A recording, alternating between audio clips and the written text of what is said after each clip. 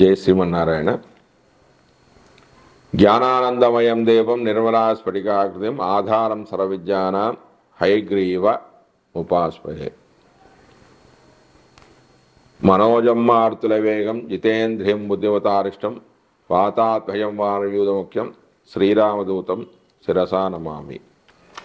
చక్షుషే జగతాం కర్మసాక్షినే తేజసాం నిదే మూర్తిత్రయ స్వరూపాయ మార్తండాయ నమో నమః.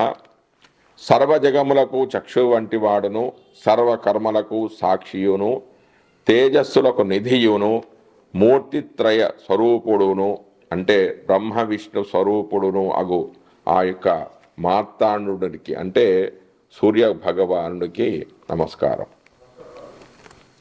కలో పరాశరి హోరా ప్రత్యక్ష వలదర్శిని తదుక్తరిక్తానమేయం జన్మకాల శుభాధికం.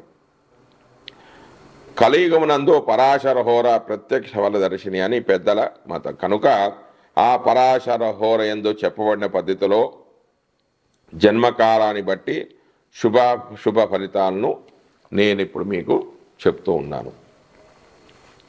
ఇప్పుడు ఈ వీడియోలో మార్చి నెల సింహరాశి వారి యొక్క గోచార ఫలితాలను నేను ఇప్పుడు మీకు చెప్తున్నాను. ముందుగా రవి యొక్క ఫలితాలు. సింహరాశి వారికి రవి సంచారం వల్ల అనారోగ్యము, మానసిక ఒత్తిడి, చికాకులు, ఖర్చులు, అప్రతిష్ఠిత అపార్థాలు, తగాదాలు, మిత్రులతో బంధువులతో కూడా శత్రుత్వం అనేది కలిగే అవకాశం ఉంది. కుటుంబంలో అనారోగ్యం, అధికారులతో ఇబ్బందులు, ప్రయాణాల్లో నష్టము, వైవాహిక సంబంధాలలో అశాంతి అంటే భార్యాభర్తల మధ్య సరిగా లేకపోవడం, గొడవలు జరగడం, కుటుంబంలో అశాంతి వంటివి జరిగే అవకాశం ఉంది. తర్వాత కుజుడి యొక్క ఫలితాలు. సింహరాశి వారికి కుజుడు రాజగౌరవం, పోటీలలో విజయాన్ని, న్యాయ సంబంధమైన విషయాల్లో విజయాన్ని, కుటుంబ సౌఖ్యాన్ని, సోదరులతో సహకారం, అన్ని రకాల ఇబ్బందులను అధిగమించడం వంటి శుభ ఫలితాలను కుజుడు కలిగేస్తాడు. అధికారుల అభిమానాన్ని చూడగొంటారు. తర్వాత బుధుడు యొక్క ఫలితాలు. సింహరాశి వారికి బుధుడు శుభ ఫలితాలను ఇస్తాడు. మంచి ఆలోచనలు చేస్తారు. వ్యాపారంలో విజయాన్ని, వృత్తులలో లాభాలుంటాయి. ధనము, సంపాదనలు, ఆభరణాలు సంపాదిస్తారు. సర్వకార్యాలలో విజయాన్ని సాధిస్తారు. ప్రభుత్వ ఆదరణ అనేది లభిస్తుంది. జన సహకారం అనేది లభిస్తుంది. వాక్చాతుర్యంతో ఇతరులను ఆకర్షిస్తారు. తమ మాటకు విలువ అన్నది పెరుగుతుంది. మానసిక సమస్యల నుంచి బయటపడతారు. తర్వాత గురుడు యొక్క ఫలితాలు. సింహరాశి వారికి గురుడు శుభ ఫలితాలను కలిగేస్తాడు. కుటుంబంలో కుటుంబ అభివృద్ధి జరుగుతుంది. పుత్రపోత్రాభివృద్ధి జరుగుతుంది. సంతాన వృద్ధి జరుగుతుంది. వ్యాపారంలో విజయాన్ని సాధిస్తారు. వృత్తి ఉద్యోగాల్లో ఉన్నతి జరుగుతుంది. నివాసంలో మార్పు అనేది జరిగే అవకాశం ఉంది. ఉన్నత స్థితికి వెళ్తారంటే ఇంప్రూవ్మెంట్ అనేది ఉంటుంది. తమ యొక్క గురువులను, పెద్దలను వారిని దర్శించుకుంటారు. వివిధ రకాలైన యాత్రలు చేస్తారు.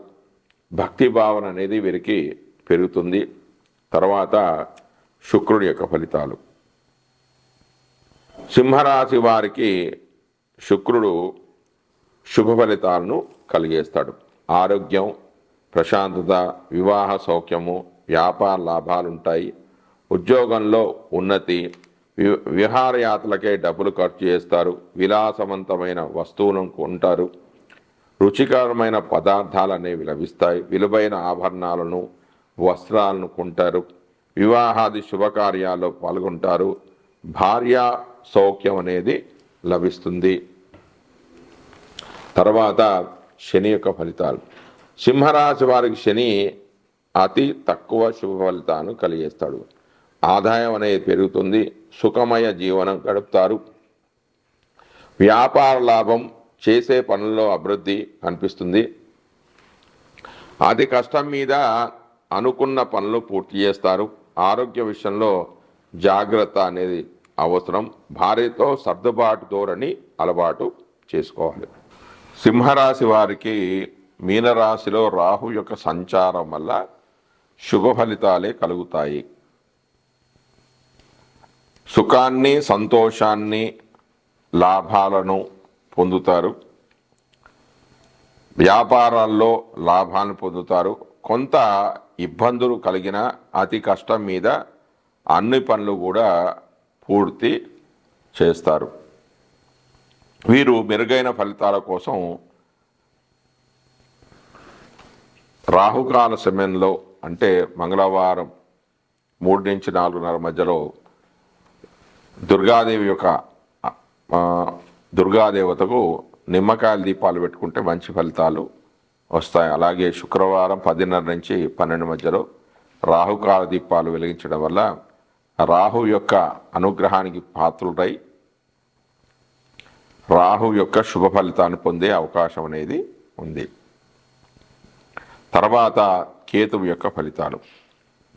సింహరాశిలోని మఘ, పుబ్బ నక్షత్రాల వారికి మాత్రము కేతు సంచారం వల్ల శుభ ఫలితాలు అనేవి కలుగుతాయి. అనేక బాధల నుంచి విముక్తి లభిస్తుంది. కష్టాలు కొన్ని తొలగిపోతాయి. ఉద్యోగంలో ఉన్నతి సాధిస్తారు. వ్యాపారంలో లాభాలు చూపిస్తారు. పుణ్యకార్యాలకి కొంత డబ్బులు అనేవి ఖర్చు చేస్తారు.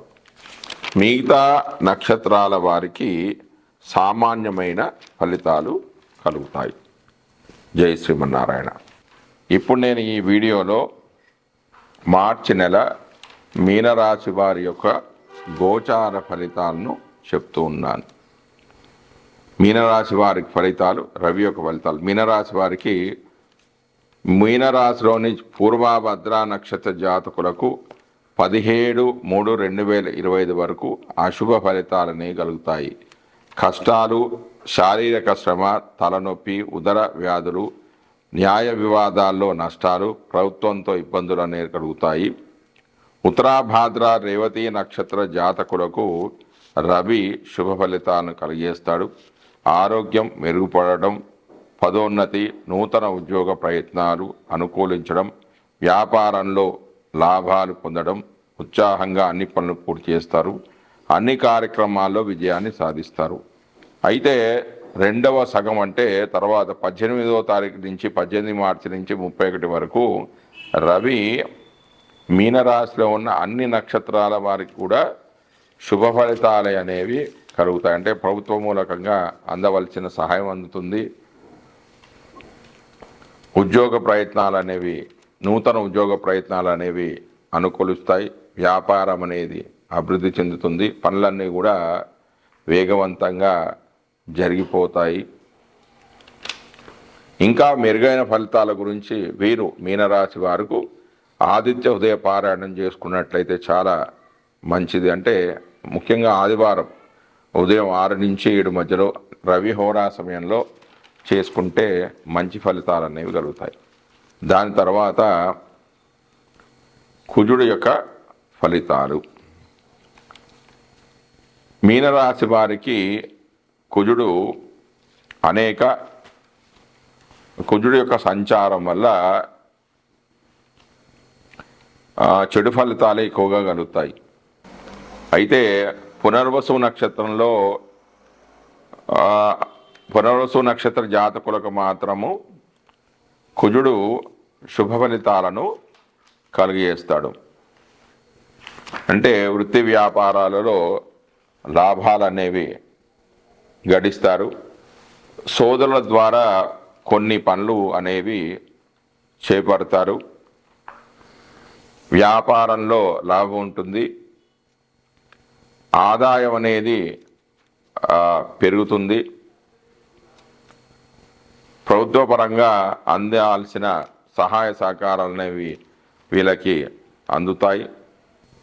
అయితే ఇందులో ఉన్న పునర్వసు, పూర్వభాద్ర నక్షత్రం వారికి, ఉత్తరాభాద్ర నక్షత్రం వారికి కొంచెం లాభాలు కలుగుతాయి. ఈ నక్షత్రం అంటే పునర్వసు నక్షత్రంలో కుజుడు యొక్క సంచారం వల్ల వీరికి శుభ ఫలితాలు అనేవి కలుగుతాయి.